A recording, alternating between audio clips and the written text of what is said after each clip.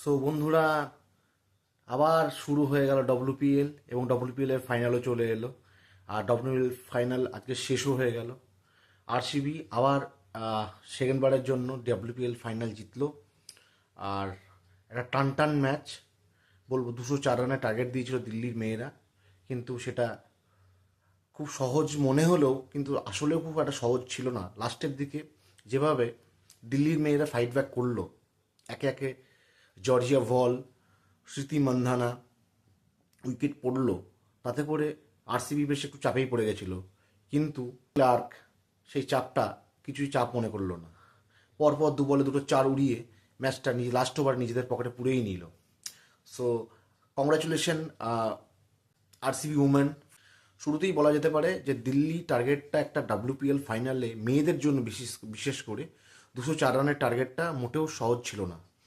কিন্তু শুরুতেই 9 রানের মাথাতে 1 উইকেট ফেলে দেওয়ার পরে আরসিবির জর্জিয়া ভল এবং ক্যাপ্টেন মান্ধানা যেভাবে পার্টনারশিপটা তৈরি করলো, প্রায় 150 রানের কাছাকাছি, 150-র উপরে একটা পার্টনারশিপ, যেটা খেলাটাকে মানে একদমই সহজ করে দিয়েছিল। এই ম্যাচের যদি আপনি একটা টার্নিং পয়েন্ট বলতে যান, টার্নিং পয়েন্ট অ্যাকচুয়ালি কিছুই না। টার্নিং পয়েন্ট আসলে আরসিবির মেয়েরা বল মেরে মেরে চামড়া উঠিয়ে দিয়েছে। আর দিল্লির কোনো bowler like Mariana cap, Shricharani, সেইভাবে স্নেহা রানা সেভাবে কোনো ছাপই ফেলতে পারেনি। লাস্টের দিকে জর্জিয়া ভলের উইকেটটা এসে যায়, তার সাথে সাথে আরও 2 উইকেট পড়ে যাওয়ার পরে আরসিবি একটু চাপে পড়ে গেলেও সেই অর্থে খুব একটা যে চাপে পড়েছিল দেখে বোঝাই যায় না। কারণ আলটিমেটলি তারা প্রথম থেকেই ম্যাচে দাপটের সাথে ব্যাট করে ম্যাচটাকে নিজের পকেটে পুরল এবং তারা আবার ডব্লিউপিএল এর ফাইনালটা মাথায় নিয়ে হাসতে হাসতে বাড়ি ফিরল। তো এই congratulation to RCB women team for securing their crown once again. Congratulation, clap. Smriti মান্ধানার কথা না বললেই নয়। স্মৃতি মান্ধানা এবারও অরেঞ্জ কাপ লিডার বোর্ডে টপে থাকলো, হরমনপ্রীত কৌরকে পিছনে ফেলে ফাইনাল ম্যাচে বাজিটা মেরে ডব্লিউপিএল এর ফাইনাল জিতে অরেঞ্জ কাপ মাথায় নিয়ে আজকে বাড়ি যাচ্ছে। It's good feeling and being a captain it's amazing feeling for Smriti Mandhana.